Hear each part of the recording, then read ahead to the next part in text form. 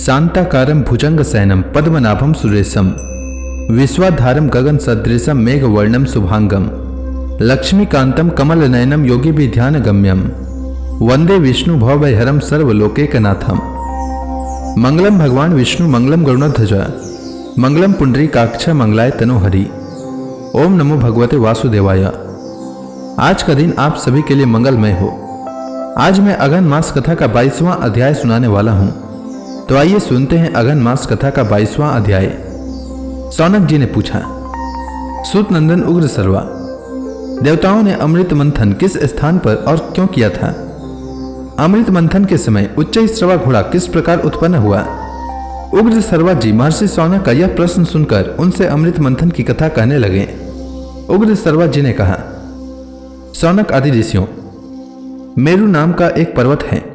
वह इतना चमकीला है मानो तेज की राशि हो। उसकी सुनहली चोटियों की चमक के सामने सूर्य की प्रभा फीकी पड़ जाती है।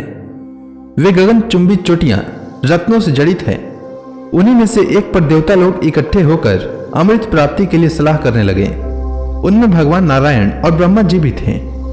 भगवान नारायण ने देवताओं से कहा, देवता और असुर मिलकर समुद्र मंथन करें।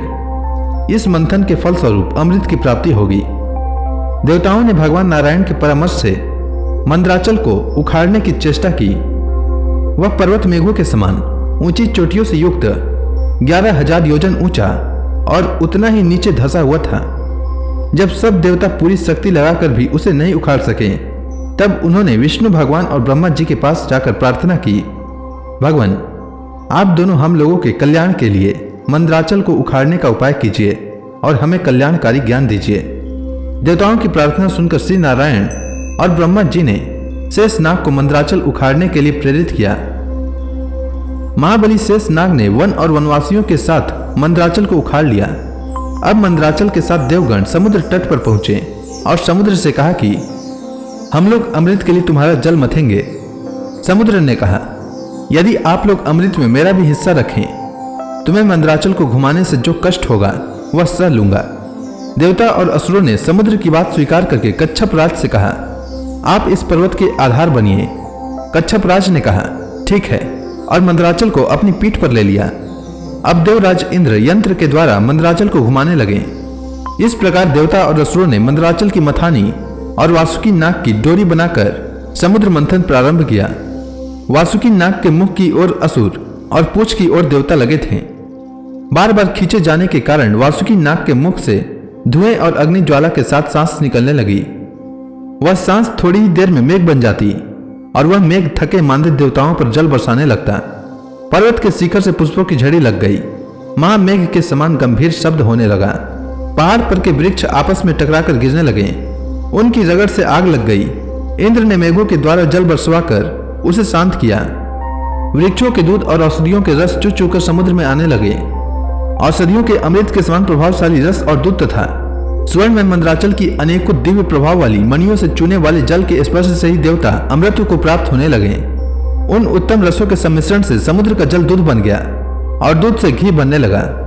देवताओं ने मथते मथते थक कर ब्रह्मा जी से कहा, भगवान नारायण के अतिरिक्त सभी देवता और असुर थक गए हैं। समुद्र मथते मथते इतना समय बीत गया, परंतु अब तक अमृत नहीं निकला। ब्रह्मा जी ने भगवान विष्णु से कहा, भगवान, आप इन्हें बल दीजिए, आप ही इनके एकमात्र आश्रय हैं। विष्णु भगवान ने कहा, जो लोग इस कार्य में लगे हुए हैं, मैं उन्हें बल दे रहा हूं। सब लोग पूरी शक्ति लगाकर मंदराचल को घुमावें और समुद्र को शुद्ध कर दें। भगवान के इतना कहते ही देवता और असुरों का बल बढ़ गया। वे बड़े वेग से मथने लगे। सारा समुद्र शुद्ध हो गया। उस समय समुद्र से अगणित किरणों वाला शीतल प्रकाश से युक्त श्वेत वर्ण का चंद्रमा प्रकट हुआ। चंद्रमा के बाद भगवती लक्ष्मी और सूरा देवी निकली। उसी समय श्वेत वर्ण का उच्चैःश्रवा घोड़ा भी पैदा हुआ। भगवान नारायण के वक्ष स्थल पर सुशोभित होने वाली दिव्य किरणों से उज्जवल कौस्तुभ मणि तथा वांछित फल देने वाले कल्प वृक्ष और कामधेनु भी उसी समय निकले। लक्ष्मी, सूरज, चंद्रमा, उच्चैःश्रवा ये सब आकाश मार्ग से देवताओं के लोक में चले गए। इसके बाद दिव्य शरीरधारी धन्वंतरी देव प्रकट हुए। वे अपने हाथ में अमृत से भरा श्वेत कमंडलू लिए हुए थे। यह अद्भुत चमत्कार देखकर दानवों में यह मेरा है, यह मेरा है, ऐसा कोलाहल मच गया। तदंतर 4 श्वेत दांतों से युक्त विशाल ऐरावत हाथी निकला। उसे इंद्र ने ले लिया। जब समुद्र का बहुत मंथन किया गया तब उसमें से कालकूट विष निकला। उसकी गंध से ही लोगों की चेतना जाती रही। ब्रह्मा की प्रार्थना से भगवान शंकर ने उसे अपने कंठ में धारण कर लिया। तभी से वे नीलकंठ नाम से प्रसिद्ध हुए। यह सब देखकर दानवों की आशा टूट गई। अमृत और लक्ष्मी के लिए उनमें बड़ा वैर विरोध और फुट हो गई। उसी समय भगवान विष्णु मोहिनी स्त्री का वेश धारण करके दानवों के पास आए। मूर्खों ने उनकी माया न जानकर मोहिनी रूपधारी भगवान को अमृत का पात्र दे दिया।